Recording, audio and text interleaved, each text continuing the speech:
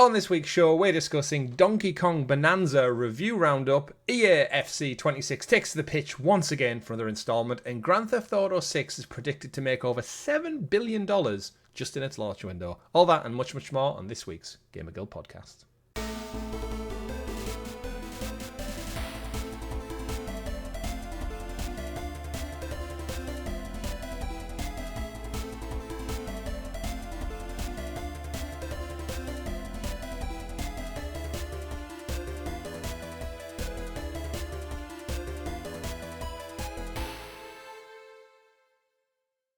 Good game, everyone, and welcome back to your weekly gaming podcast, the GamerGuild Podcast, where we get together to round up all of the week's video game news for your listening or viewing pleasure right here on youtube.com/GamerGuild TV and available up there in the digital clouds on your podcast platform of choice. Just search for the GamerGuild Podcast or GamerGuild TV and you'll find us here every single Monday at 8 a.m, as you have done for the last 6 years almost. You're joining myself, Chris, at Arcane Rogue, as one of your podcast players for the week, alongside the man of many pixels. We said he was going on holiday. He couldn't leave without doing one more show, just squeezing it in. Episode 101, and you just love Dalmatians that much. Oh, I love Dalmatians. It's fantastic. You don't see many Dalmatians, right? You don't, because I think most of them got skinned in that movie. I mean, yeah, I've heard they've had massive problems because of that. Their breeding cycle and stuff is way far behind. But tell you what, though, cockapoos fucking everywhere. If you're listening and have a cockapoo, you're part of the problem. Yeah. I joke. I love cockapoos as well. They're an half a lively breed.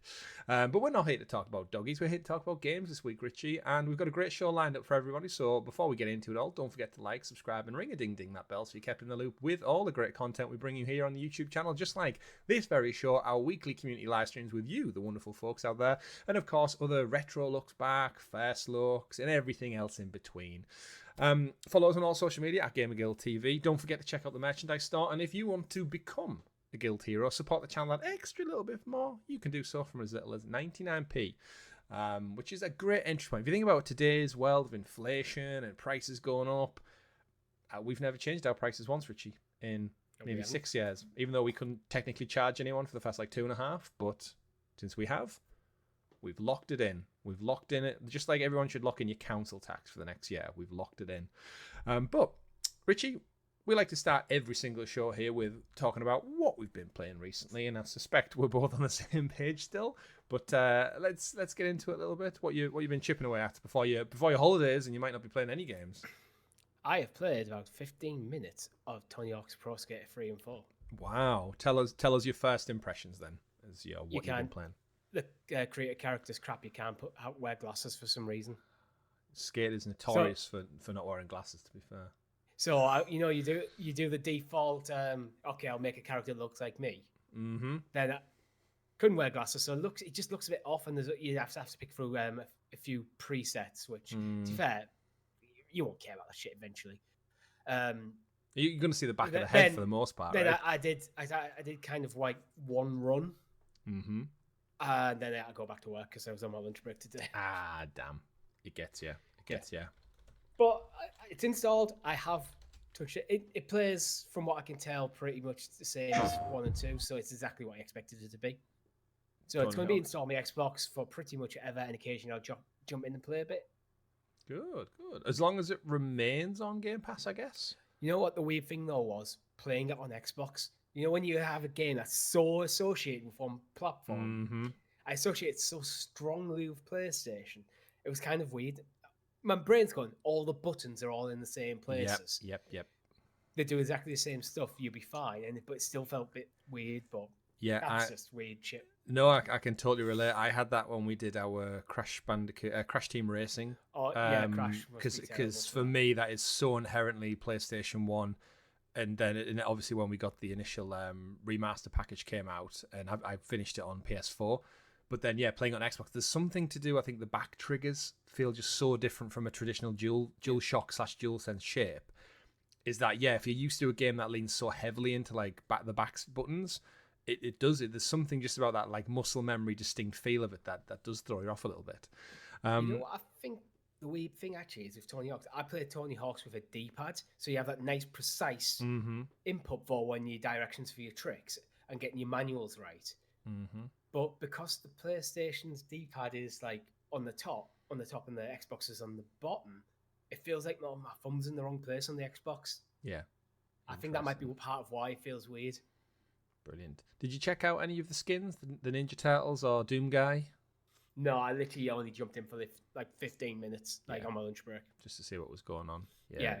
You love to see it. It's got. I mean, we covered it on last week in terms of its reviews, but it's nice to see it out there. Like I said, with Game Pass, does this one stay in there in perpetuity because it is a game Activision, Xbox? so I can't see why not. It's just because it's so in my head, it's so third party.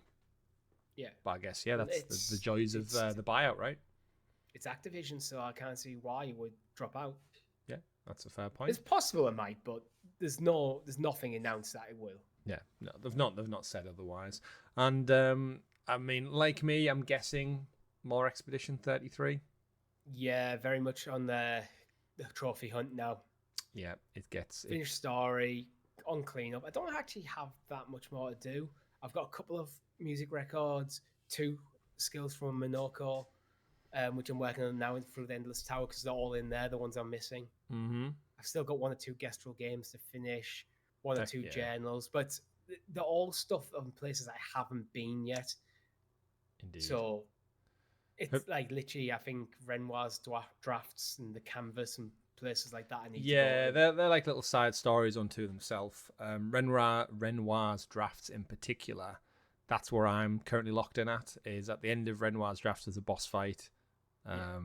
You meet somebody, and my word, his second phase, which I didn't know there was a second phase, is an absolute killer. So I'm currently working on a unique build for just my L.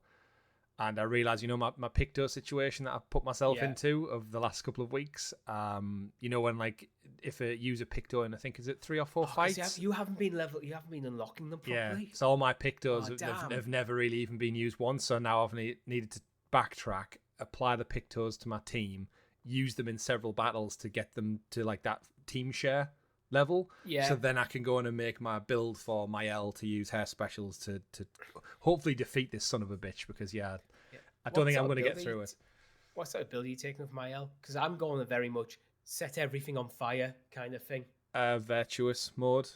Basically get it to virtuous. There's an ability called, I think is it Stanza or Stanha or something, which is like a big poke. Yeah, I think I know the one. That does a lot of damage. Apparently before the game was patched at launch, that thing used to one-hit bitches like no problem.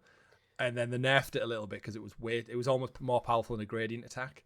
And they nerfed that, but it's still quite effective. But basically you need to use a couple of Pictos to get like multiple turns, a free turn if you're below 30% health, an auto revive, then I basically need to trick it so I can kill this bitch before he even gets a striking at me. Yeah, so I've got auto revive on it as well. I've got always take 2 turns kind of. Yeah, that's massively helpful. I've found out. So, and then I've got things like on my gun, I've got marking shot and burning shot. So I can apply a burn and hopefully a mark as well on a shot. Yeah. And using, is it one of the early ones where it gets you into virtuous mode by attacking a burning enemy? Yeah, it's like Swift Strike or something, does it? Yeah, Swift Strike, yeah. And then I'm using like burning canvas. Yeah. And I've got some other Picto sets, so she does more damage, more crit against like burning enemies. And I'm just stacking them burns up.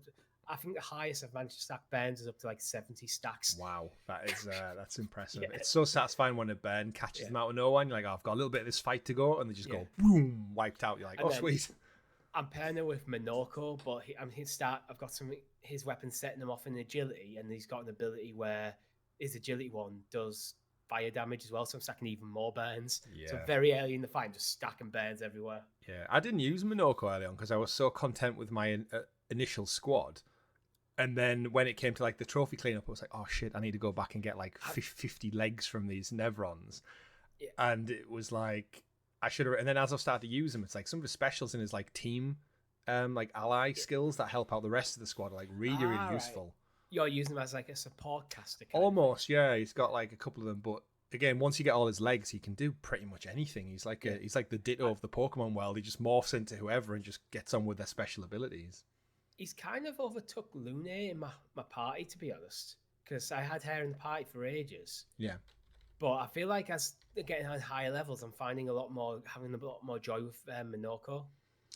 Yeah, I can get that. I can vibe with that as well.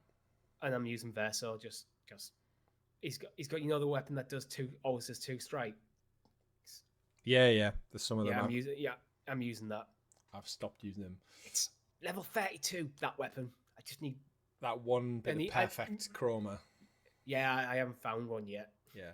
So I'm at that state again. Apologies to anyone who's not played Expedition 33, who's comes back here week in, week out and goes, are they still on this one game? I'm at a point where my whole party are now like fully leveled up on the weapons, I think, for the perfect build. Like I've killed enough bosses now. I literally have this one boss to fight. Anyone who's finished it will know who I'm talking about. And then I've done the music record, so it's literally just, I think, the last journal for defeating this one guy. And then I need to go back, kill the mime at the beginning. And then I think I've done it. So I know I've been saying for about 3-4 weeks now, I think I'm on the platinum. I did not understand the grind gap that was between the end game and the actual proper end game. The end game's like, the story ends about level 55. Yeah, there, I think that's where, to its disservice, I think the grind between that and the kind of, I guess, platinum trophy you want to go for it, there is a bit of a void where I'm starting to get a bit irritated by it now, where I'm like, I just need that push over the edge. And when you start a fight and it does like a dent's worth of damage, and you think like, you just want to sigh and go, oh, he's the next half an hour chipping away at this person, or they one shot me or something. But it's still super fun. Have they condensed the story through development? Because there's a lot of areas that are post-game. There's almost as much post-game as there has during the story. Yeah. So there's areas, things like the floating manor, Renoir's drafts, like it feels like they could be story locations.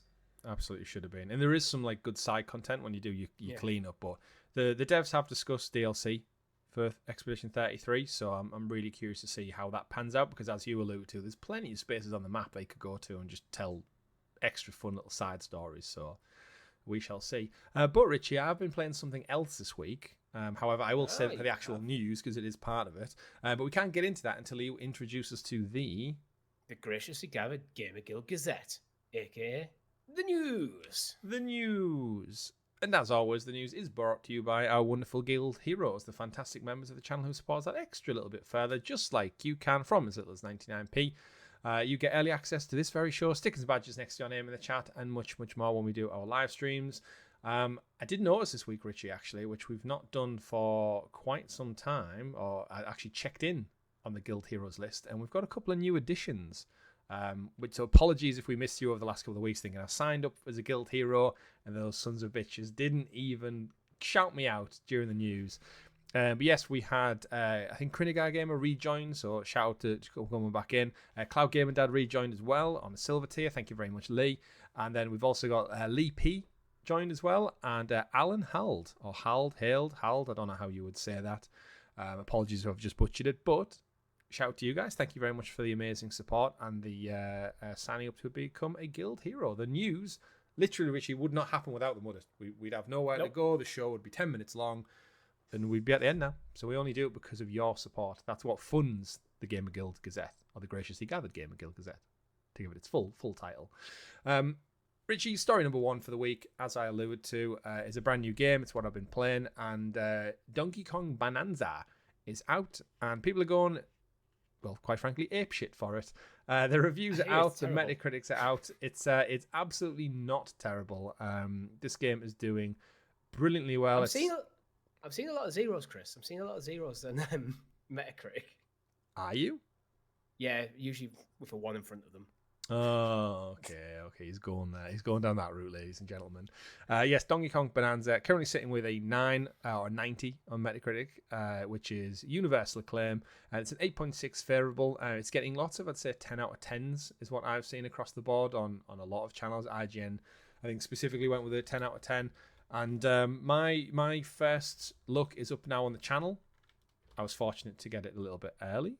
However, I do believe there was a embargo for, I think, 8 o'clock on Thursday night, so you couldn't do anything until just then. So just to be aware and protect the channel from anything like that, I thought I'll not push the boat out too much. But hopefully, if you've not checked that one out, there's about 47 minutes of gameplay. I get to about the second and a half world, I guess you put it in like kind of 3D Mario terms. But yeah, Richie, played it, enjoyed it. I've got it here. I've got the physical one because it was cheaper on a sale and I had an Amazon voucher. So as much as I said I was going to go digital with the Switch 2, I kind of feel like I'm back on there's that voice in my head which says like, but you'll keep it forever, Chris. And I think because I'll use my Switch portably more than anything, just being able to switch the game cards around without needing internet, like especially for playing journeys, we know fine too well. Just having that ability to swap the cards around will come in handy. And I'm going to have a dilemma when it comes to FIFA this year of like, actually, do I just get it on a Switch to have forever? But we'll get into that story later on. Donkey Kong Bonanza. I've never really played a Donkey Kong game outside of like dribs and drabs over the decades. In terms of like played around my cousin's house. I've played the older ones just to see what they're about from a nostalgia standpoint. We've all played. What was the original game he was in? Was it Mario? Oh, the arcade. The original like Game Boy where it was just Donkey Kong at the top of a ladder throwing barrels down at Jumpman, aka Mario. Yeah, it's original arcade game. It's just called Donkey Kong. Just Donkey Kong. You're playing Mario before he was called Mario. But yeah, Jumpman, and that was kind of it. I think I dabbled a little bit in Donkey Kong Country, but my brain can't tell me if I played it originally back in the day or I've just seen a lot of footage of it. You know what I mean? Yeah, it's so revealed. Sure I've played a bit of it, but I'm pretty sure with Donkey Kong Country, it's more from how well it's revealed and how many YouTube videos I've seen covering it. Yeah, I think that's where it's from. That's the best. And obviously we got Tropical Freeze on the Switch, which was kind of like the repackaging of it, and that did very, very well. But yeah, this one is, they have confirmed, Nintendo, that this is the Mario Odyssey team. So if you were hoping for a new 3D Mario game anytime soon, it does seem like they've doubled down their squad to work on this one. Not that we're saying there's obviously going to be a 3D Mario somewhere in the pipeline, but not at launch. This seems to be where they're planting their flag, and I think this comes under the swell of Donkey Kong. His brand is kind of on the up and up, especially since the movie. He's going to get a spin-off movie. You've got Donkey Kong landing the barrel ride at Universal Studios parks. And it just seems like the interest is on the up and up. And Donkey Kong Bonanza. What can I say about it? As someone who's maybe not played a game, not knew what to expect, I'll say it looks gorgeous. The art style is fantastic. The gameplay loop, anyone who's watched the first look will find out that I think I'm just hooked on smashing things. Really, there's like, I think in the first look I kept having to check myself and go, no, you're doing a first look. You can't just smash everything and collect these little yellow orbs and look for bananas. You need to actually show some kind of progression in the first hour. So I kept having to remind myself, because you know what I'm like when it comes to like that trophy hunter in me wants to check every corner, every crevice, make sure I'm not missing anything. And this game ultimately is a collectathon. So there's loads of little attributes, loads of like kind of currencies within the Donkey Kong realm. But it's just so fun. He's got loads of like smashing abilities, jumping and dashing, and you do have a little skill tree. But yeah, very colourful, very simple premise. There's not much story to it. You have a skill tree? Yeah, Donkey Kong has a skill tree. I wasn't expecting that. Yeah, so like initially, I mean, only early doors, but I've like upgraded my health, my little heart a little bit, and I've also upgraded my ability to collect. So when you smash the ground, you can kind of do like a group collect and bring all the little items around you together rather than walk through them and collect them old school. And you can increase your radius of how many things you can kind of collect in with your downward smash. And as you get into it, there's obviously more strength in your smash, and I'm guessing you're going to be able to break through like different materials. Because this game is very much built on almost like a Minecraft mantra, where the whole level pretty much is destructible. So when you pause it, it pulls you out to an open world map. You can see everywhere that you can go and explore.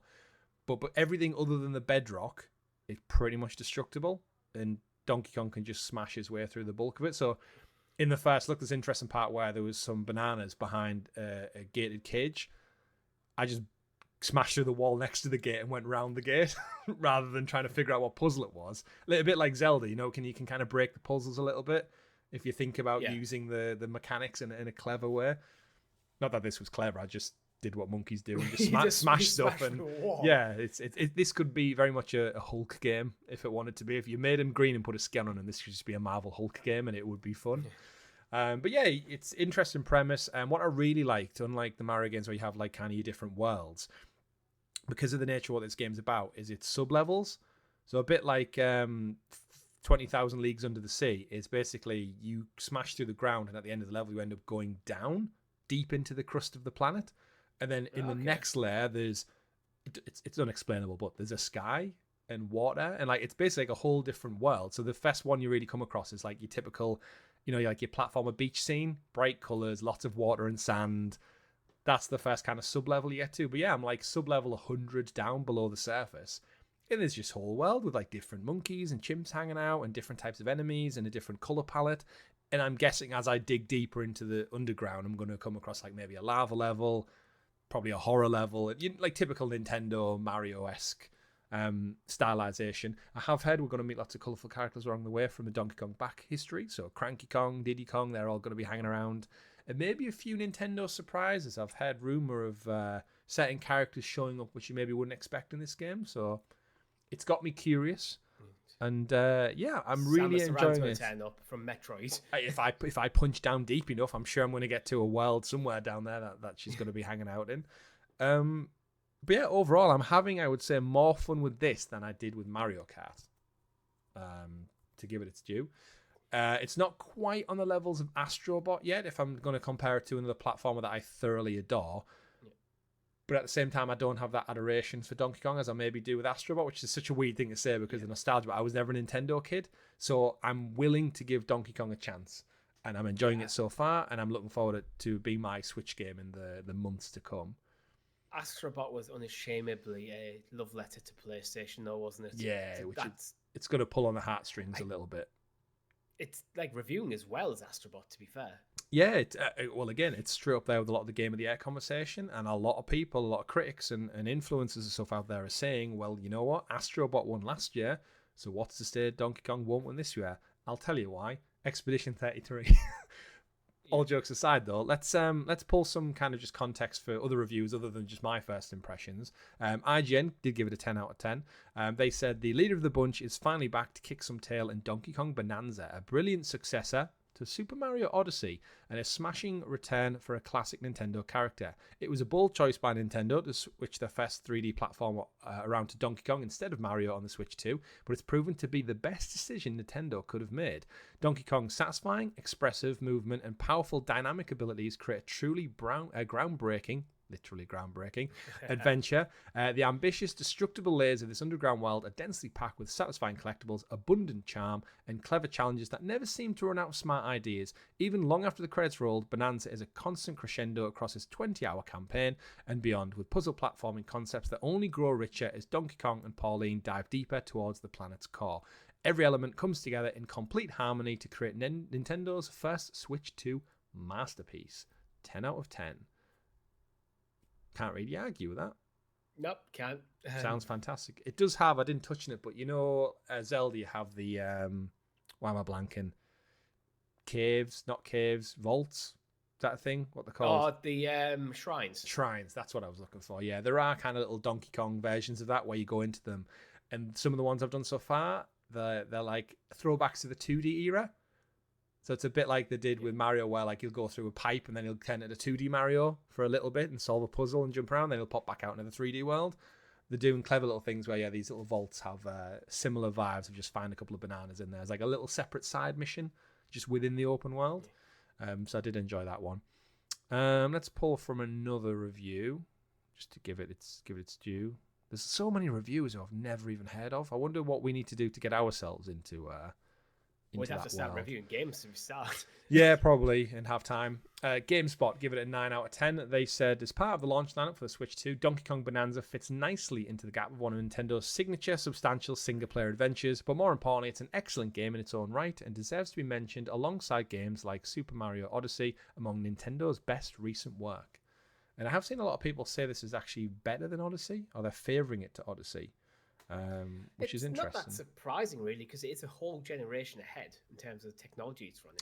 Yeah, absolutely. I think just because everyone thinks Mario's the poster boy, but that doesn't mean another game can't come out and be better. Well, there's a lot of like reviews kind of pointing to Nintendo's being brave to go with Donkey Kong, but Donkey Kong probably feels a bit fresher than Mario, because if it went with Mario, it's like, oh, it's another Nintendo platform and another 3D Mario game.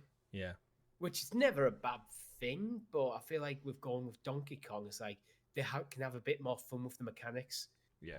Like Mario's mechanics, you can't. It's finding what's good. You'd be looking for the gimmick. What fits the gameplay Odyssey, loop? In Odyssey was this hat. Cappy. Cappy. They used Cappy as a gimmick. Where with Donkey Kong's like, well, it's been a long time since we made a 3D collectathon Donkey Kong game. We can do kind of whatever we want. They did. Yeah. How much of Odyssey did you play then? I rolled credits. Oh. The mistake I made, which because on the 3DS, I think it's like Mario 3D World. I had it installed. I had the digital version. It was installed on my 3DS forever, and eventually I just kind of got all the stars and everything. Yeah. With Mario Odyssey, because I had the disc version. The disc? When the cartridge version. So when I picked up my Switch, it wasn't just always ready to go. Yeah. So I feel like that's where it's like sometimes it's, as much as I do like physical media, sometimes it is nice to have the digital version, so you're just good to go, especially in a game like Mario Odyssey, where it's like, okay, I've rolled credits, now let's go back through all the levels, collect all the stars and stuff that you might just want to chip away at over time. Yeah, absolutely. Yeah, I think Donkey Kong for me is that one where I'm in no rush to complete it. It's just going to be one of those evergreen games where when I'm between things or I'm on the move or on the travel, I just fancy just to chill out and just basically smash stuff. The same reason people go back to Minecraft and survival games. Like, there seems to be just a lot of smash stuff, collect stuff. And for me, I'm not really looking for like that deep of a story in Donkey Kong. So I'm guessing as it unravels, it's going to be quirky. It's going to be funny. A lot of the humor, I did say in my first look, he just reminds me of like Homer Simpson meets Scooby-Doo. Like, he doesn't talk, but a lot of his mannerisms are just like so exaggerated because he is just a big ape, really, isn't he? And he's just like, and it's just like so. It sounds a bit like Tim Allen there. You know what I mean? It's just a case of like he's so expressive and like everything shocks him. And again, like a wild animal, he's a bit like surprised by when stuff happens. But yeah, he's very like Homer at the same time of like, what's this? Oh, I don't know, without the words. And I guess it's endearing, I guess, in a weird way, and the cartoon aesthetic just adds to it, and it looks gorgeous on the Switch too. As a little side note, though, what I do want to say is you will not see many Switch 2 streams from me in the future ever again, because setting that thing up to capture footage, oh my word. Yeah, I don't know, I don't necessarily put it down to the Switch 2, but just like so when I do PlayStation, Xbox, you'll know, I just unplug from one device, plug into the next, and hey ho, it works. With this one, I had to go into the settings, change everything to like output resolution, take HDR off, mess with certain accessibility things, and then the order in which I plugged our capture card in was a whole rigmarole, and I had to use an additional HDMI cable to put a separate input into my monitor to trick the Switch into thinking it was broadcasting to a TV rather than just a capture card. So it was a whole like... Have they put like anti-capture technology into it or something?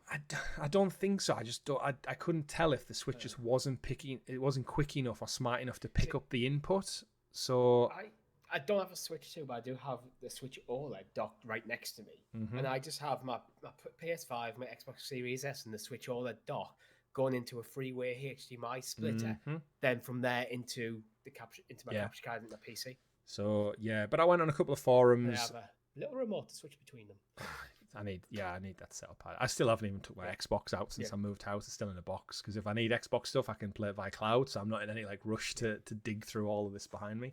But yeah, so I did it for you, the audience out there. But I managed it. I troubleshooted it. I went through a few forums. Finally got it up and running. Couldn't get the audio sorted. And the reason with that was the input to the monitor. Even though I wasn't capturing the monitor directly, it had it set up as a PC, and I needed to switch the settings on my monitor to an audio-visual output.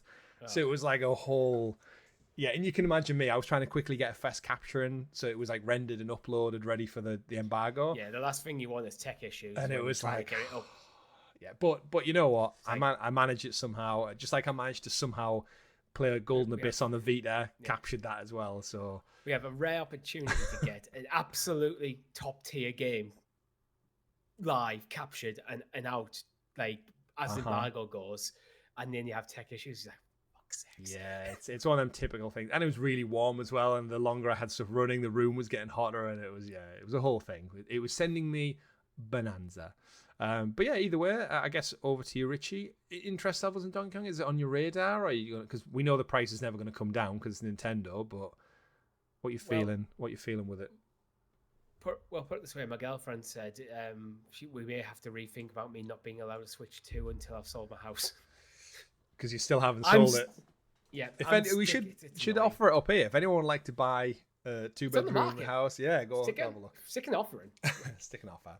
99p. Yeah, I'm holding myself to it. I mean, to be fair, I am quite low in funds, but there again, I am about to go on holiday for the second time this year, so I'm doing okay. Such a hard life. I'm not worried. I just have little priorities, cash, and I have very little. Don't have a lot of cash, but I do have income. I'm fine. Once my house is gone, I'll be great. But remember, everyone, GamerGuild Heroes, 99p down below. help Richie out. Either buy his house or become a member, one of the two. But you think long term wise, I will buy you, and I'll pay for a year's membership for you if you buy my house. Yeah, this is sweeten the deal. Yeah, I'll take the solicitor fees, but it's on your radar, I'd imagine. Again, I think for me, as much as I enjoyed Mario Kart World, it did feel like more of the same, and I think this feels uniquely new and different. And for me, it's a shame this wasn't a Switch launch game, but I can see tactically why Nintendo delayed it to give Super Mario, I guess, in some of their ports, maybe the boost they were wanting to see, because they knew people were going to buy these consoles, right? Oh, 100%. So I think this is going to be at the end of when everything's said and done. They know Donkey Kong will probably sell less than Mario just because of its brand recognition. But I think the rave reviews set this up well for being one of Nintendo's like top pack-in games as the months trickle over till Christmas. But yeah, I think you know what they've got two first-party big hitters out this year. They've got their 3D puzzle platformer, Donkey Kong rather than Mario, and they've got Mario Kart out in the first few months. What's not to love? Adding all the additional like up-res stuff, adding the GameCube to Switch Online. There's actually a huge library of content that you can play on your Switch too. Yeah, absolutely. I want one. Oh, we'll get there. We'll get you there. But that brings us to story number 2, Richie. We'll put the bananas away and hopefully we won't slip over because we're moving on to EA's FC26. We're up to 26 now, which is this the third one now? We 3 FCs in already. We didn't buy this year's, right? 2? You or me? No, I didn't buy this year. So we didn't buy 25, so we must have bought the first one, which was 24. 24 was the first EA Sports FC. So this will be the third one. I remember when we were covering the news of like EA splitting from FIFA and they're going to go their own way. Like we covered that. And it feels like yesterday. It does. And we're coming up on the third iteration already. And it's done no damage to EA's. No. It was never going to. But in terms of like the brand recognition, I don't think a brand has ditched its name and rebranded so successfully in the history of entertainment than this. You know what? You know why? Because the brand, I think actually the brand, the rebrand has actually kind of failed because everyone still talks about it as FIFA. For now. But we've always called it that. But do you think if you're like, if you're what, 6, 7-year-old and you're just getting your first FIFA game, you're going to call it FIFA with no preconceptions? Yeah. True. It depends on. I think it depends on your perspective. If you're looking at a successful brand rebranding of a thing as everyone adopts a new name, then it's clearly failed. But if you're looking at it as going, right, this is meant to just actually make us more profitable, then it's completely succeeded because they're not paying FIFA for a lot of money for that title, and they're still getting in the same, probably roughly the same amount of sales. Yeah. So. Either way, EA, I think, are going to be pretty damn happy. Oh yeah, they really don't care. It prints money for them. Absolutely, they could not make any other games in their entire catalog. Like, I mean, we've seen them. To be fair, they've shut down rules and contracts across like Codemaster, the racing games, other sports games. They only do maybe every other year. But yeah, this one just prints money for them. In terms of the switch to FC26, which we call now, they've announced multiple platforms, including the Switch 2. As I mentioned earlier, I've got this conundrum of like, do I buy it on PlayStation and just use it on the portal, or do I buy it on Switch and forever have just a version of FIFA to play? Could this be like where finally makes sense to buy FIFA on a Nintendo platform? Like we have some parity. Yeah, because they're always quite far behind. But it was always known as like the legacy version. Well, I think they had to call it the FIFA Legacy because it was just a carbon copy with a new roster. It was like the previous generation's engine, but with the modern squads and stuff. Yeah. Absolutely.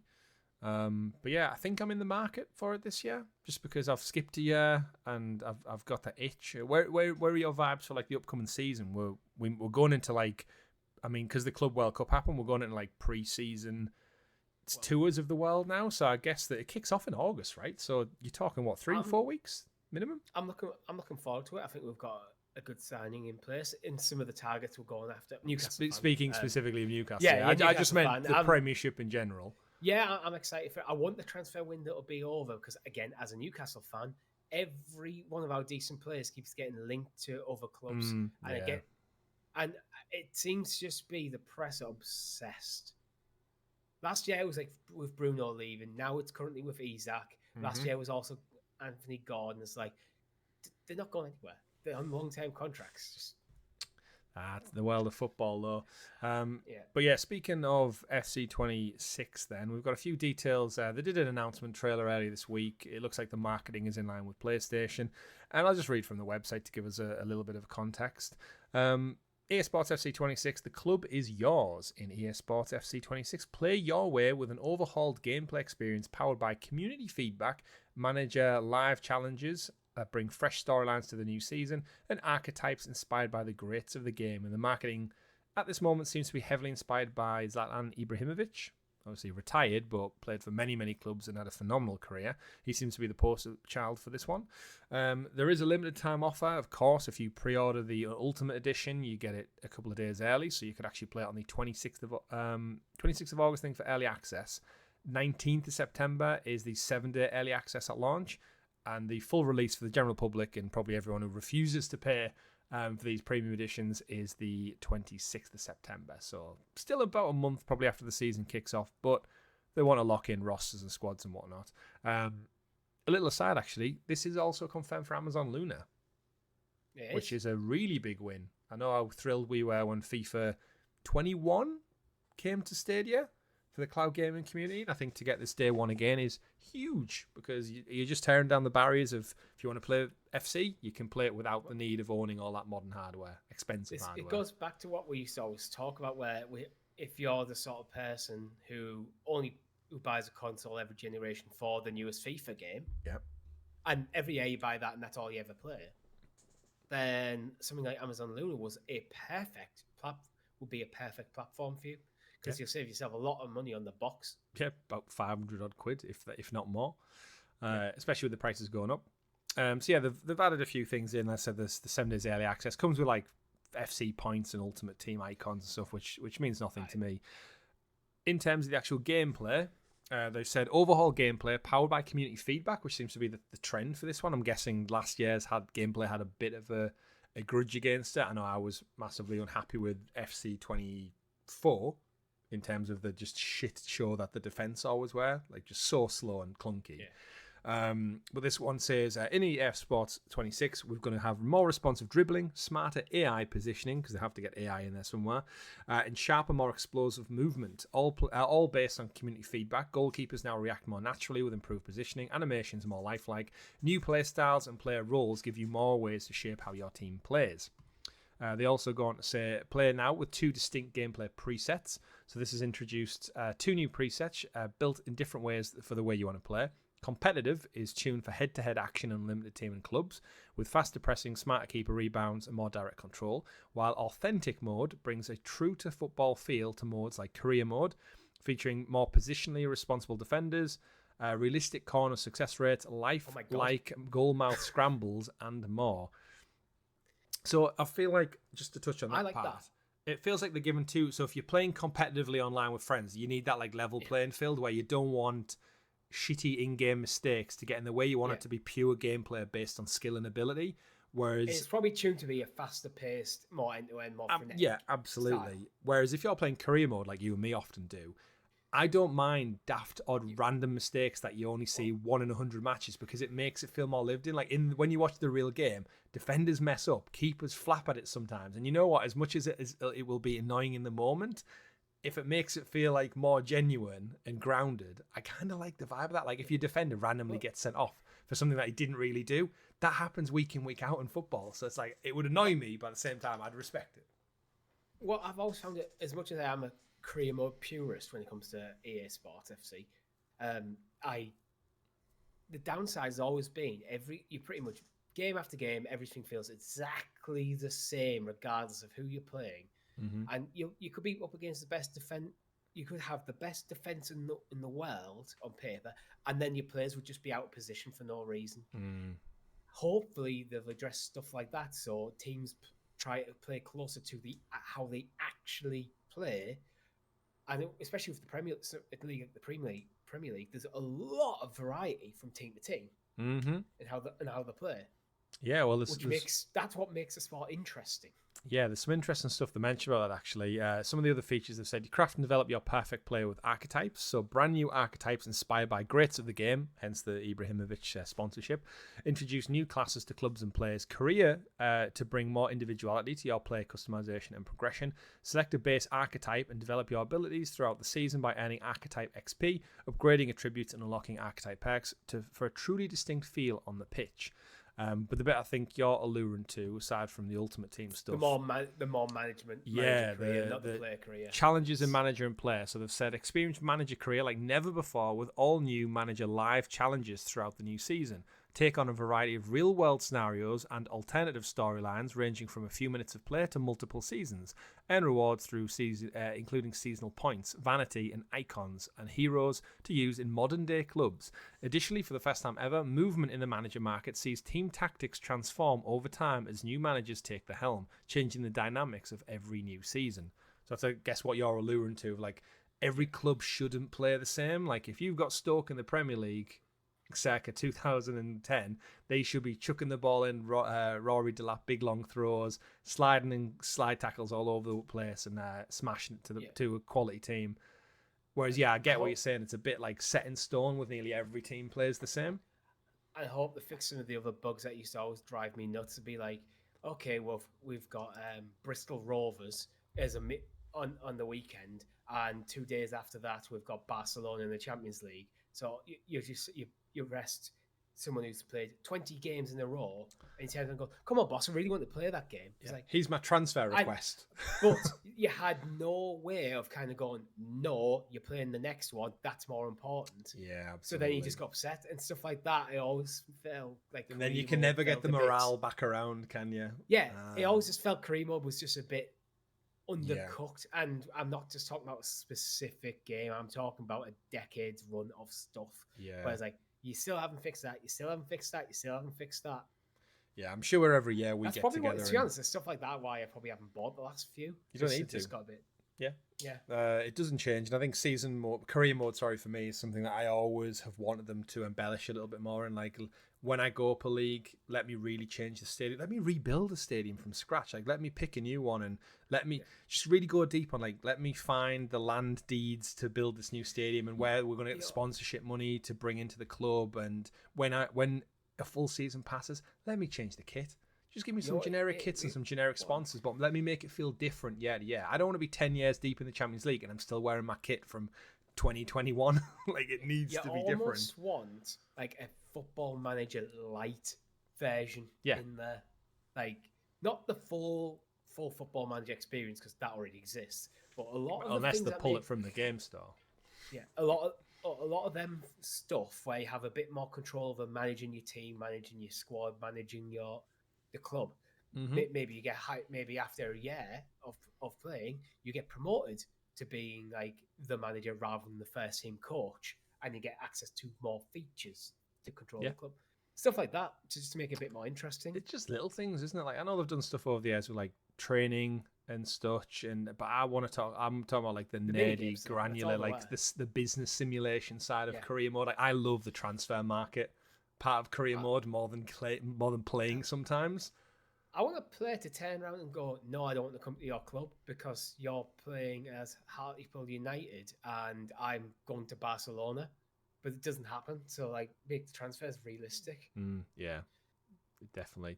But in terms of unrivaled authenticity, they do finally wrap up here on the website for pre-orders saying, as typical, 20,000 players across 750 clubs and national teams, 120 stadiums, 35 leagues, including all of your big ones and stuff. And it's interesting to see. Get the National League in there, though. I think everyone's been clamoring for the National League for such a long time because I do get why they need to. I mean, they need to cut it off. You have at to some draw point. the line You somewhere. do, but I always feel bad for those league clubs that were in there for years and years and years, and because of financial ruin or bad ownership or whatever, they've dropped out and they might never be in it again.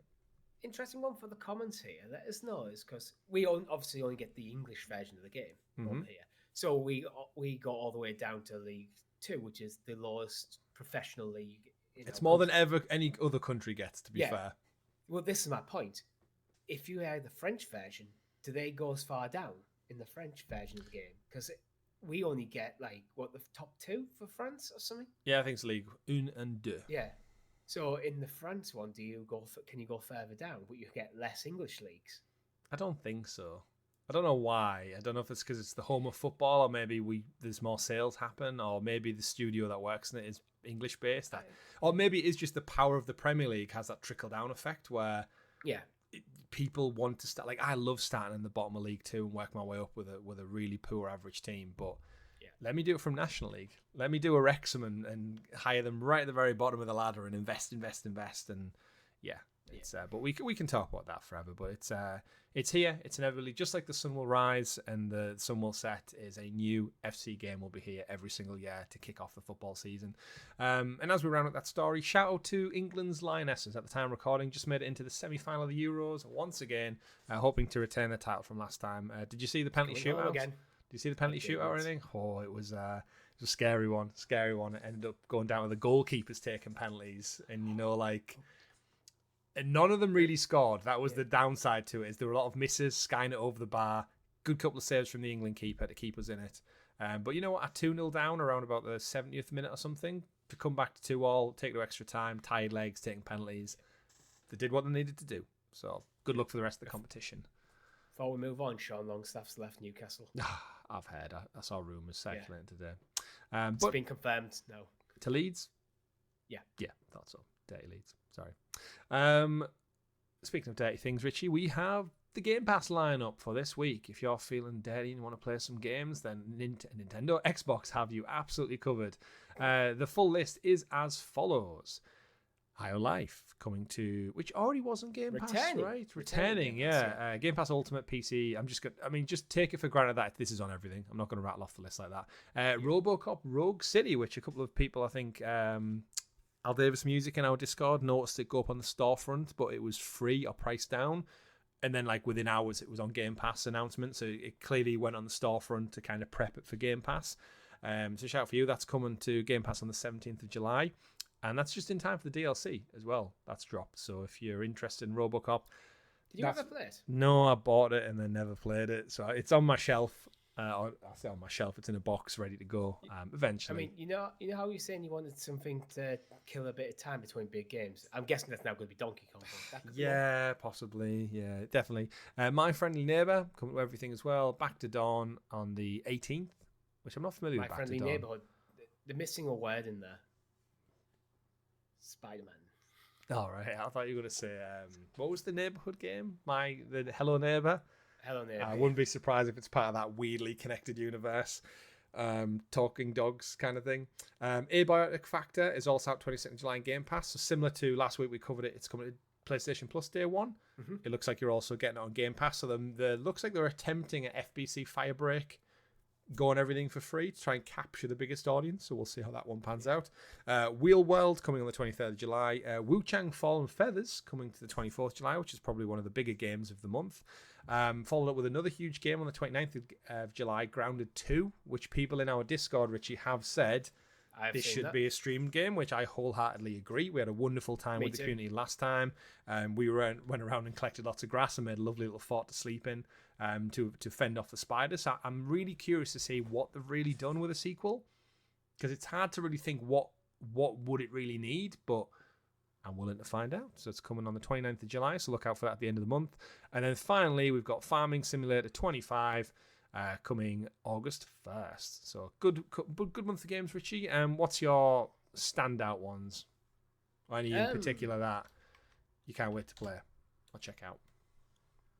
I think it's a good list. RoboCop was one of them. I think AA titles, but look like high quality. High and Life is good. but beware for the humour. If it's your not your sort of humour, you will grate on you quite quickly. Abiotic Factor we talked about last week looked like it was doing well on PC, so that's nice to see it here. Wu Chang is probably the biggest, but I think it's probably Grounded 2, the one I'm most likely to play, because I did enjoy Grounded. Yeah, Wu Chang's got that Soulsborne stuff where I'm scared to play it.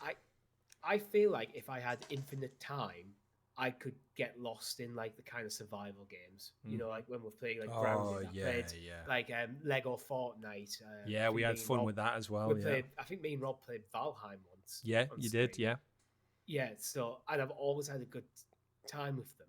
Yeah. But I know how much of the time sink, so I can just go, okay, I'm going to back out now. Yeah. After a while. Another one that I know you didn't do a first look, but the one we got a code for was the Lord of the Rings Return to Moria game as well. Yeah. Which I did a first look for it. But another thing, like as a huge Lord of the Rings fan, they had John Rhys Davies doing the voiceover. It was your typical survival mechanics. It's just like mine in Moria, collect resources and materials, build stuff, level up, make better weapons, better crafting materials, go fight goblins in the caves, watch out for the Balrog with all the right kind of Lord of the Rings skin over it.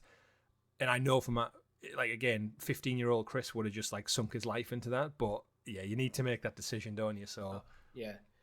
Before we move on as well, we should mention 3 games that are leaving the service, and the only reason I bring this up is for the third one. So it's Gigantic, Kinitsugami Path of the Goddess, which is probably a big loss actually, and Turnip Boy Robs a Bank.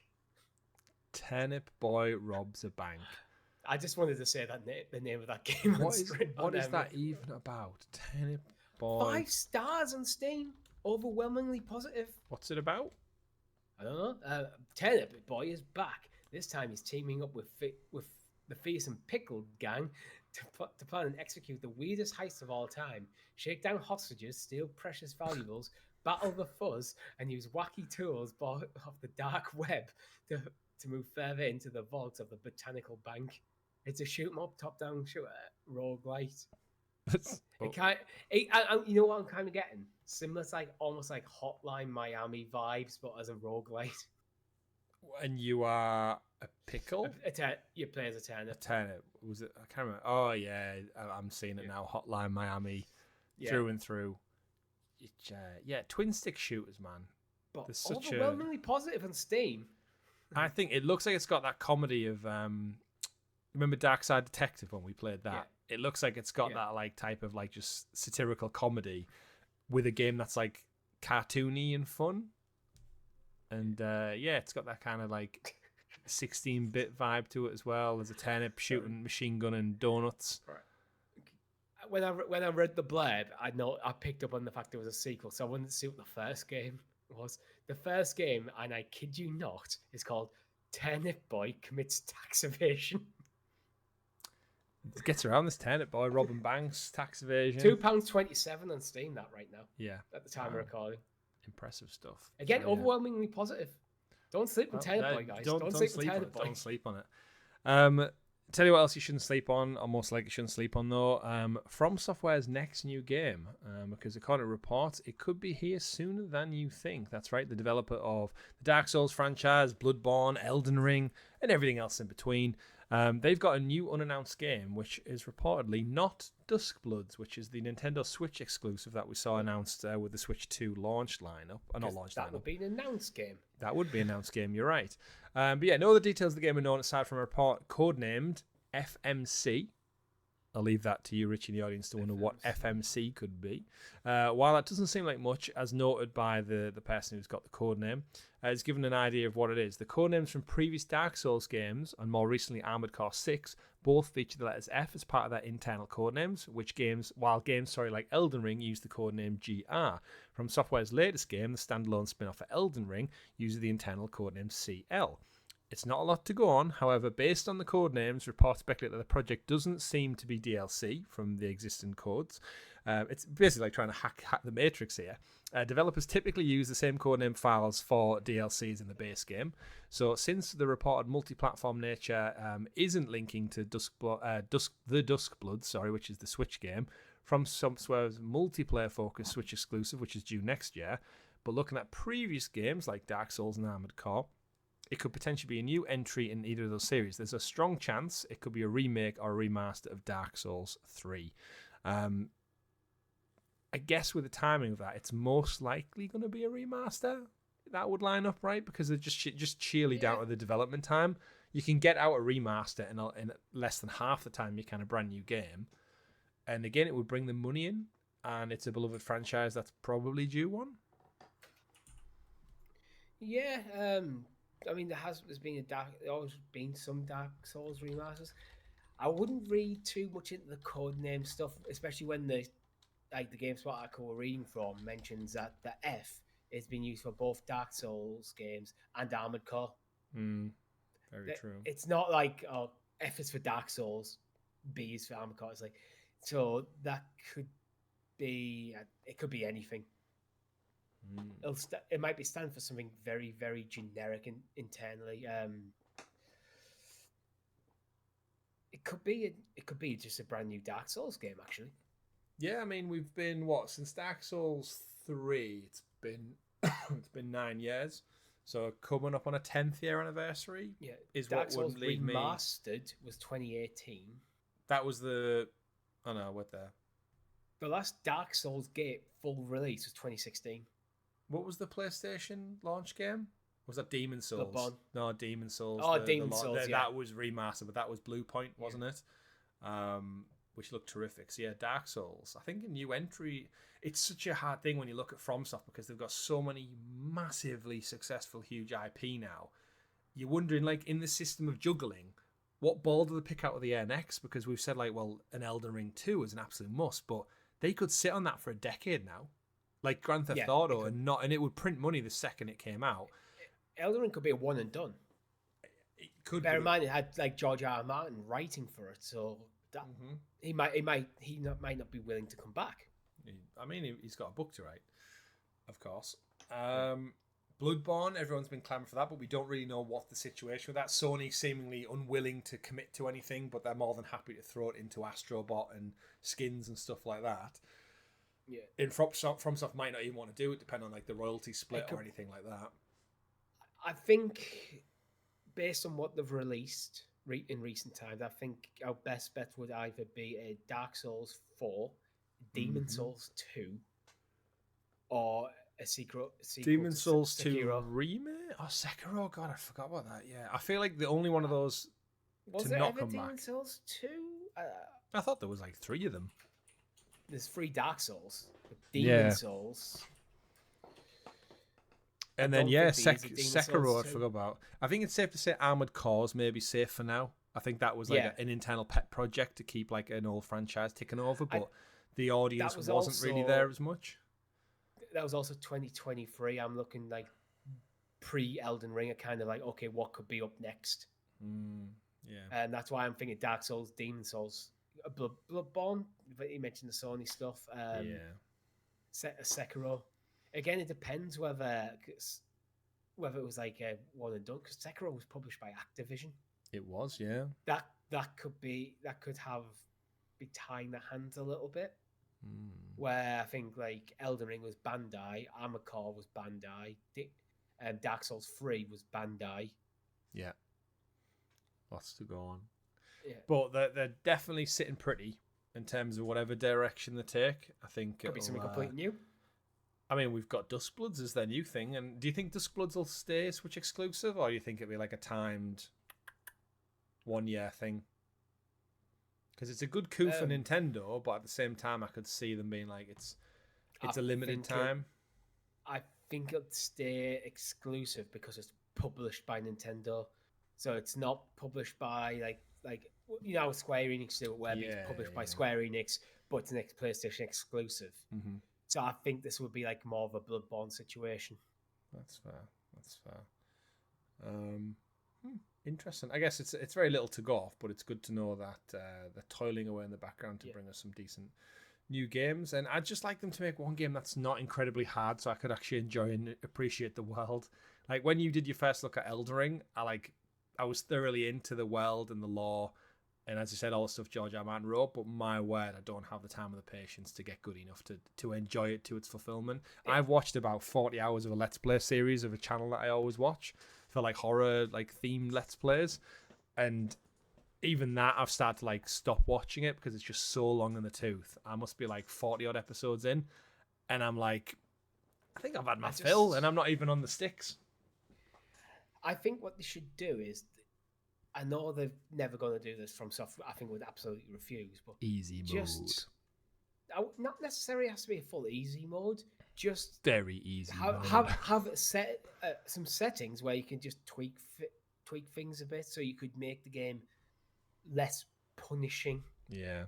So you'd still have to have things like you're saying, parry windows and all that kind of stuff, but you don't take as much damage. Yeah. So I've had the same thing with Claire Obscure at times, where it feels like sometimes it's difficult to learn the enemies' like attack patterns, because if you make a mistake, you're almost dead straight away, especially in the early game. Phase 2 always gets you. Yeah. It's like, damn it, I just got phase 1 landed, but then I so rarely get to phase 2. How am I supposed to practice? Well, yeah.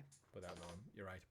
To be honest, whatever they're cooking up over there, it's going to sell well and people are going to love it. Well, exactly. If they sit on it, people be patient, it will come back and print them some money. Just like our next story of the week, which is Grand Theft Auto 6, of course, coming out next summer now, is reportedly on track to earn $7.6 billion in just the first 2 months of release, according to an investment firm's prediction. They are looking at it, giving it the accolade of the largest gaming release of all time, which I think... Quite frankly, I think we're both on the same page with that. I think it's going to be the biggest launch in entertainment, not just gaming. I think it's going to blow. The only thing that may stop it would have probably been Endgame, maybe. But even then, I think if you think about you go watch Endgame, it's what, a $10 ticket. Rockstar are going to be demanding £80, if not $100. Yeah, I think for GTA 6. So they're already making 10 times over. $80 as kind of their benchmark for how much they think it'd sell for. Yeah, absolutely. The managing partner at this investment firm, the thesis is driven by basically looking at the predictions of the past, the demand, the still a record copy sold of the last one, Grand Theft Auto 5, still in the top 10 to this day, and it's 13 years old at this point. So I think even though the budget that's staying there till Grand Theft Auto 6 comes out, even then, yeah. And I think with the development budget speculating around about the $2 billion mark. It's mad to think even within the first couple of months they're going to make that back and triple. And that's not even factoring in whatever GTA Online looks like. Because they've been... I know we know very little about it so far outside these trailers. But you can't deny they could launch even without GTA Online. Just like 5 did. If you remember, Grand Theft Auto Online was pretty much broke and delayed at launch of the last game. And it took a good year or so to get it onto a good standing. But... just the sheer brand power that GTA has. Like I keep saying to my colleagues at work, like I don't think you can comprehend how big this is going to be. Like things like when things like BBC News and such are going to cover it, and there's going to be like this morning with all the ladies on there talking about stuff, they're going to have spins on it of like influencing the kids and the sex and drugs and rock and roll involved in this, because it happens every time, right? Parliament will be talking about it, and like nothing wrong with sex and rock and roll. Just the drugs. Yeah, we don't do that one. Drugs bad. But yeah, GTA is just so huge. I don't think I can get to the point where I know my parents are going to be aware of it launching. Maybe even my grandparents, because of its coverage on the news. It's going to sell so much. And it's one of them where it's been so damn long, I really don't know what to expect myself now. But I know I'm in.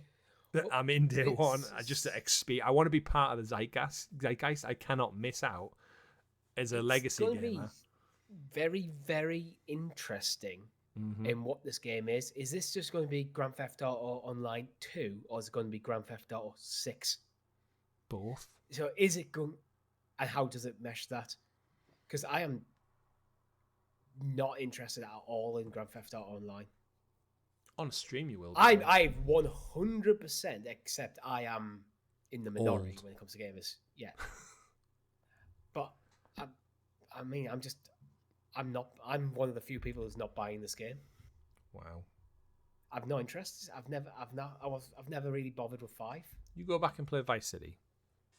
Yeah, Vice City's good. Go and enjoy it. But even then, I didn't. I think I've only played through the story of Vice City once. Do you think your girlfriend will be into it? I don't know what her history is with GTA 5. Me either. I don't think so. Well, there's a question for tonight for you to ask.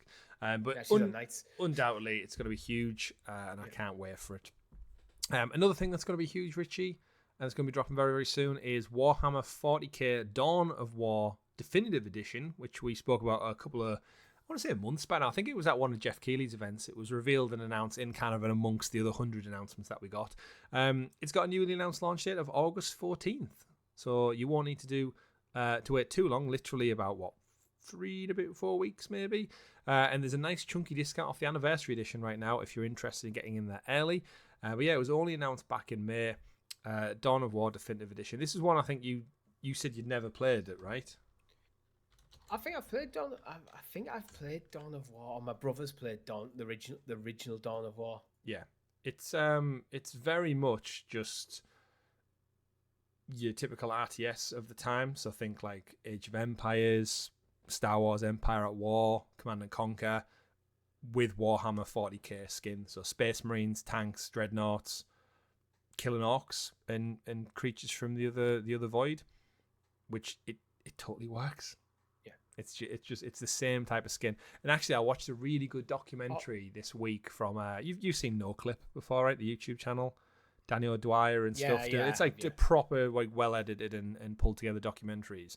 There's about a 50 minute long one about the origins of the Command and Conquer remaster, when they went back and literally like dug out archival footage from cupboards in like LA and such to find the old video feeds to add in as deleted scenes and commentary. And they got the old Westwood team back together before they were disbanded by EA, and just some of the stories behind it. But then it was interesting how the team that worked on Command and Conquer, when EA bought Westwood and they moved them to the other side of the Pacific, or the other side of America, I should say, onto the Pacific side, is a lot of that team didn't want to move, so they broke off and made their own department, who then went on to make Star Wars Empire at War.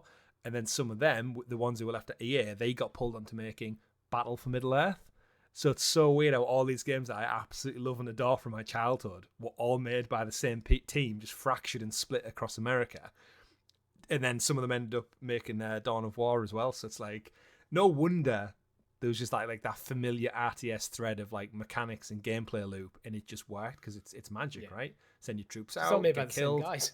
Yeah, literally gather resources. But yeah, if you're into like, I guess, video game heritage and history, go check out No Clip because they do loads. There's a really good Roller Coaster Tycoon one as well, where they tell you about like what happened with Chris Sawyer in 2 and 3 and Atari coming in and buying the rights and how the game pushed forward and how it's landed now with, it is EA, right? Is it EA? Who publishes it now? Is it back with Atari? I think Atari bought all the rights in there like last year. I think we covered it to get them all back together under one banner. But either way, Warhammer Dawn of War remaster. If you've never played it, if you're into RTS games or you're a big Warhammer 40k fan, maybe you checked out Space Marine 2 last year. Fantastic game. Definitely worthwhile. I think I bought the entire bundle when this was announced because it was a massive discount on Steam. You know, someone who's very rarely, if ever, played Steam in the last 10 years. Could I turn down the complete collection of these Dawn of War games for like all 3, I think including the DLC? We're in there for like $2.99 or something. I'm going to buy them all. You're not going to play it, are you? I don't know, to be honest. I might do. It's been a while since I played a strategy game. I would recommend it. Final few stories. We'll lean into the TV side of things right now. Do I sound okay, by the way, Richie? I noticed you put a little memo. Can you hear me okay? Yeah, through the Dawn of War stuff, you're all over the place, but you seem like I'm you're back now. down now. Okay, good. I've settled down now. Not my internet, me personally. Yeah. I think the audience will be fine. One of us is... It's recording on my end, so it'll be okay. It'll be okay, folks. So into the little TV segment as we round out this week's show, we've got quick news updates. The Last of Us TV series has landed 16 Emmy nominations, bringing the 2-season run total to 40, which I guess is a damning insight into how lesser this season was rated as opposed to the first season, which clearly got many, many more. But still, 16 is nothing to shun at. Still I'd just look at it as it's up for 16 awards rather than going, it's not as up for as many awards. I mean, for all its criticisms, let's face it, it was still some of the best quality production value, casting. Well, it's up this past year. It's up for things like outstanding drama series. Mm-hmm. I'm trying to think So what top moment would you have picked out to get like the the actor one? Do we think Pedro nets another one? Bella probably deserves a few. I'm thinking of the emotional Well, flashback scenes. Yeah, I kind of want to look at this clicker cast notes. There'll be something in there. Cheat. But think of the scenes. There's got to be like such a more. I think it's gonna be the museum flashback. I think that'll win maybe like the best for the best character moment or something. I don't know what the Emmy. I don't watch the Emmys, but yeah, shout out to them. And the studio HBO have also confirmed that even without Neil Druckmann after his departure announcement 2 weeks ago, that they're still pushing ahead with season 3 and they're looking at a 2027 release date. So that 2-year wait.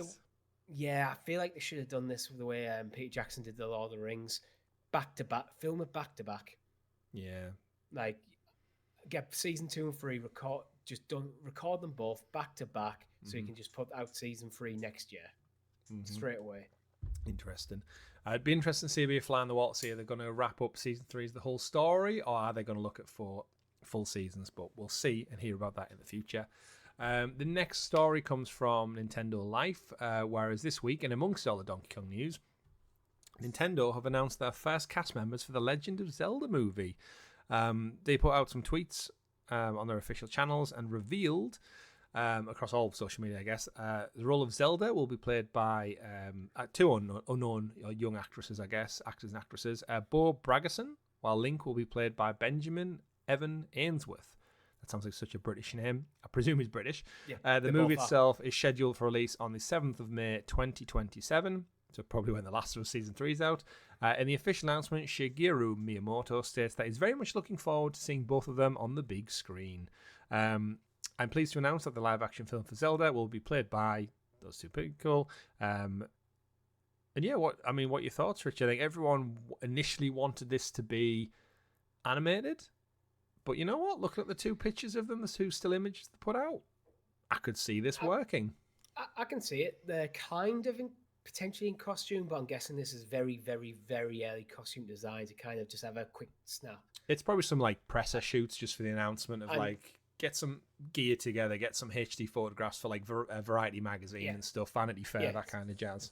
Stick a blue top on, let's take a photo of you. Stick a tunic on, let's take a photo of you. Well, it's like when Rings of Power came out, I think they had like all the cast in like really fancy looking garb, but it wasn't like from the show. They just got dressed fancy as fuck and went and did a great photo shoot somewhere.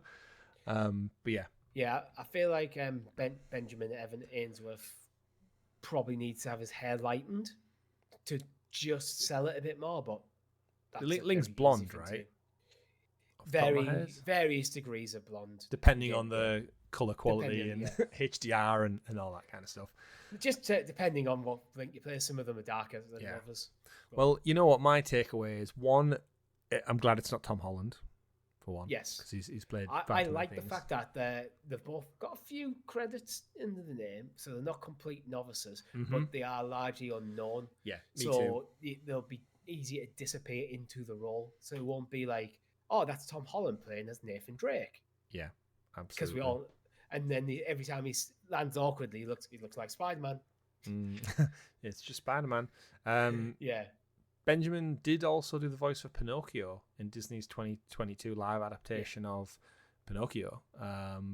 Obviously didn't lend his motion capture or anything to that, I'm sure, but he's worked with big names. But again, I don't really know what to expect. Like, I knew kind of the vibe I was going to get from the Mario movie, but as someone who's only ever dabbled in the Zelda games, I'm expecting just some grand fantasy adventure with goblins and whatnot. It'd be interesting to see which games they lean into in terms for inspiration for the story. Where would you want them to start? I reckon that is actually a really hard question.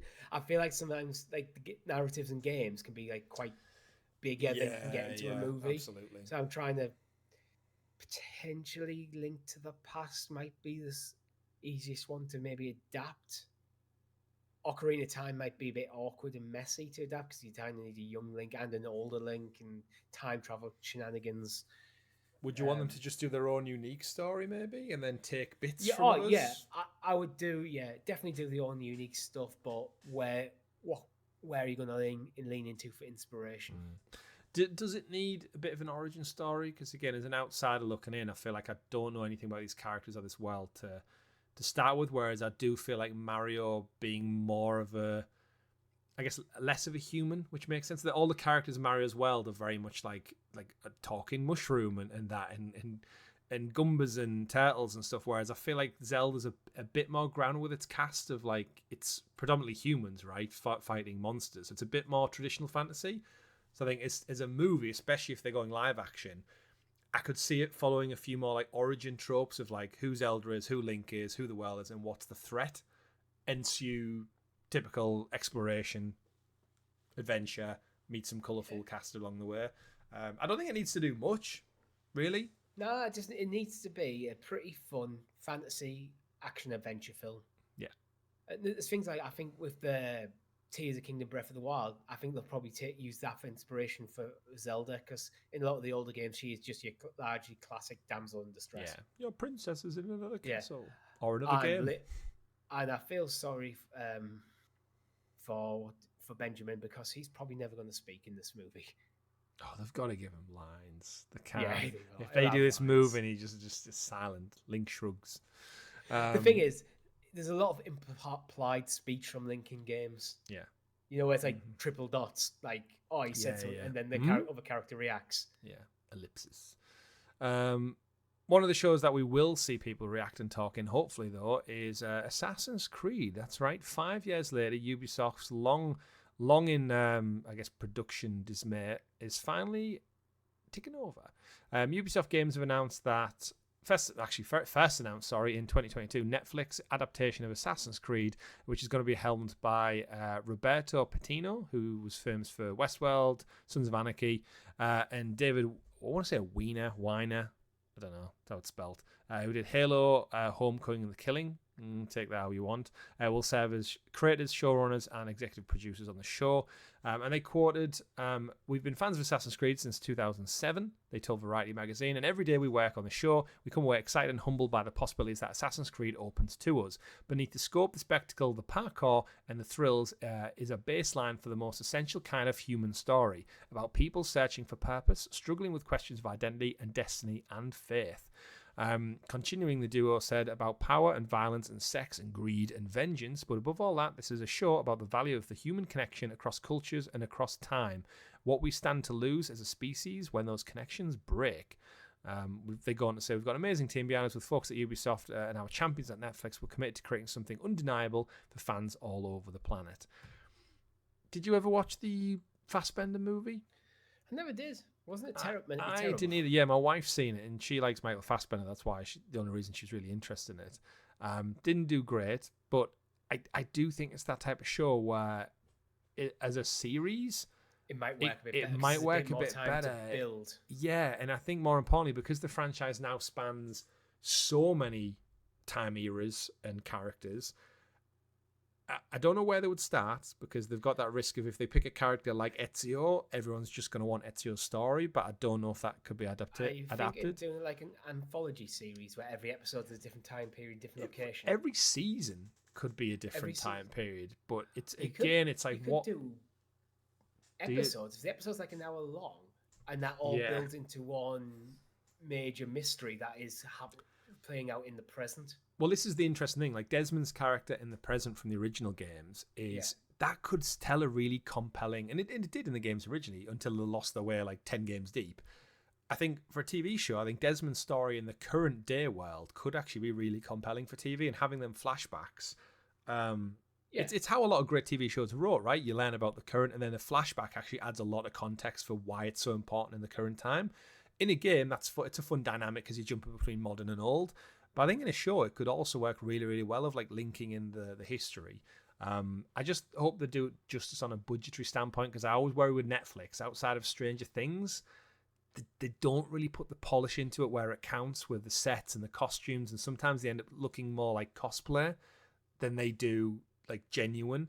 Whereas when you think about something like Game of Thrones, like just look at the sheer production value and how authentic that fantasy world felt. The bar's being raised. Oh, and so if you much. fall below it, because that bar's being raised now with things like Game of Thrones and The Last of Us, in terms of the presentation, if you fall too far below that bar, you come across as a cheap knockoff.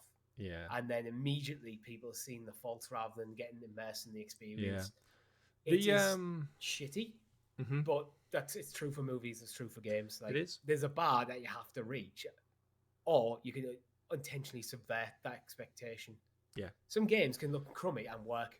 Minecraft's a perfect example. You really can. I saw loads of trailers for Starship Troopers for the napalm scene going around. That came out in like 1997, and people saying like, how was CGI in 1997 better than today? And it's like, it's a bunch of other things, but the passion and the technical ability and stuff, and just the reliance on over CGI, I think leads a lot into it. And I think you're right with the bar. I think when I'm going through Netflix shows, I think The Witcher is probably the nearest they've gotten to like that. But even a few episodes of The Witcher and a few enemies he fights in The Witcher, I remember watching at the time thinking like there's a lot of filler of like they just shoot stuff in a forest so they don't have to showcase a location, or they shoot stuff in a hallway because they don't want to showcase it. Whereas Game of Thrones, The Last of Us and stuff, like they never felt like that. They always feel so real and lived in. And that could just be direction. The other problem where they very much cut down on the amount of clickers after prosthetics one episode, and stuff. Then there wasn't that much else going forward. Yeah.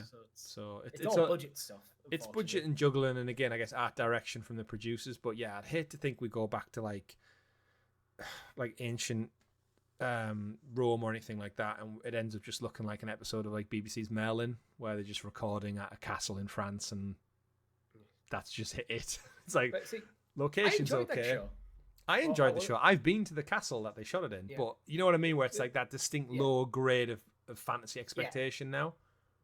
Yeah, there wasn't the same kind of pressure on that show. I suppose it being a BBC show as well. Yeah, it's like Doctor Who. Like the further back you go, the shittier and shittier it looks, but it was appreciative for what it is. Whereas look at the budget now. It's got Disney money now, Doctor Who doing crazy things.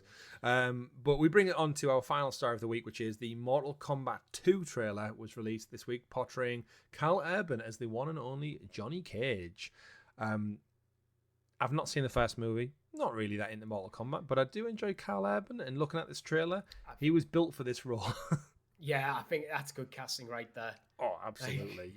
He just looks the part. He plays the part. He's very much just Billy Butcher from The Boys, pretty much, but in a cocky arena fighter in this crazy world of Mortal Kombat. Of course, the first movie centered around, I think it was someone called Cole Young, and he was kind of like just a generic character who they built the Mortal Kombat universe around. And it was like, it was reviewed okay. It did well enough at the cinema.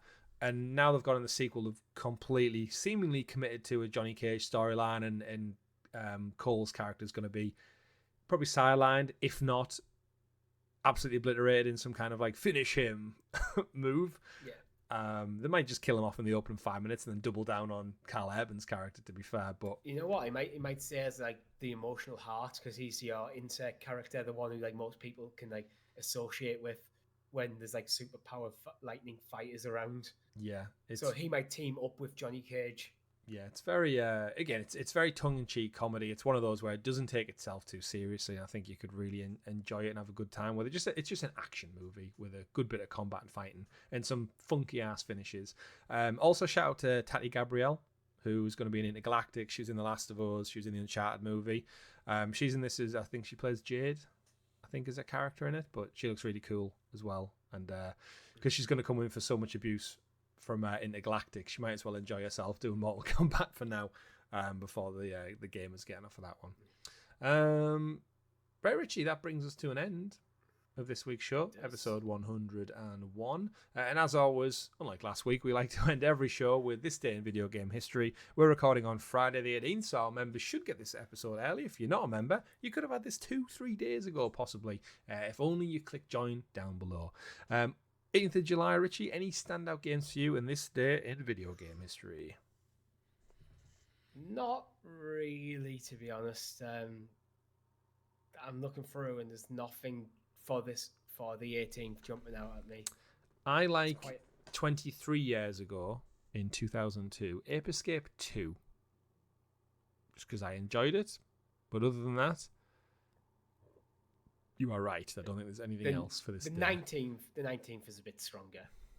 What have we got on the 19th? We have Final Fantasy 4, 34 years ago. Final Fantasy 10, one of the best Final Fantasies of all time, 24 years ago on the PS2. They jumped out with me. Super Mario Sunshine, 23 years ago.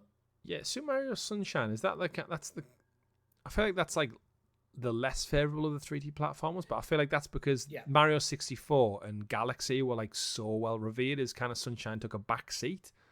Yeah, you have to look at the platforms they're on as well, I think. Yeah. The N64 was your first 3D Mario, and the Wii sold billions of consoles. Yeah, very true. Also, a shout out to Stray. Came out 3 years ago on PC, PS4, and PS5. One of the few games I have the double platinum in because I enjoyed it that much. And it was such a short, straightforward game. July the 20th, Chris. The July top one? 20th. On the arcade, Mario Bros. 42 years ago. Fuck, 42 years. 1983, everyone. Wow. And yet it's still probably much better than 21 years ago, Catwoman 2004, which is what it's called. It's not me adding the year. Yep, that's another one. 35 years ago, Michael Jackson's Moonwalker. We played that in Krakow a couple of 2-3 years ago when we went to the Polish arcade museum thing. Yeah. Ow! And then the last one for me, just because it's weird as shit, 24 years ago in Japan, McDonald's Monogatari Honobobo Teku Ikuse game. I have no idea what I just said. I think it's a McDonald's game. Like an official McDonald's game that came out in Japan. Game Boy Color. It is a Japanese Game Boy Color game where the player takes on the role of a McDonald's restaurant worker, managing the store and aiming to become a successful manager. The game involves various mini-games focused on tasks like preparing food, working the cash register, and handling customer orders. It was developed by TDK Core and released in Japan in July 2001. Right. I've just translated Monogatari Honobo Tencho Ikuse. It translates to... It doesn't roll off the tongue that easily, does it? So, yeah. Well, I'm not Japanese. So the title in English would be McDonald's Story, a heartwarming story about the life of a teacher. So it's not an employee of McDonald's? Not the way Google's translating it. Bear in mind, I could be well off here, and I'm using Google to translate. So if you're Japanese, let us know. I mean, I'm looking at some of the gameplay, as is the video listeners. If you listen to some podcast services, go check out the end of the show on YouTube. Give us the views and the clicks. It kind of looks like I would expect. I feel like we've seen many games like this where you look after a kitchen. It's basically like Overcooked, but like slowed down to like 0.5 speed, where you still have to go make things in the kitchen, finish mini games. What was the old restaurant burger game on the Game Boy, where you had like the 4 rows of tables and the food dropped down? You had to like stack burgers at the bottom. It might have just been called Burger Time or something like that, where like the bun fell down. You had to run between each level, kind of similar to like the Donkey Kong game we were talking about, where instead of having ladders and barrels, it was food dropping down, and you had to catch them all on the plate at the bottom.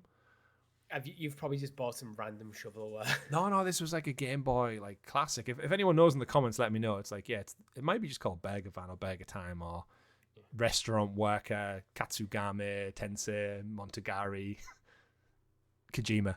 Something like that. But Richie, that does bring us to an end of this week's show. As I said, thank you very much for watching, everyone. Thank you to all the guild heroes who support us that extra little bit further, just like you can.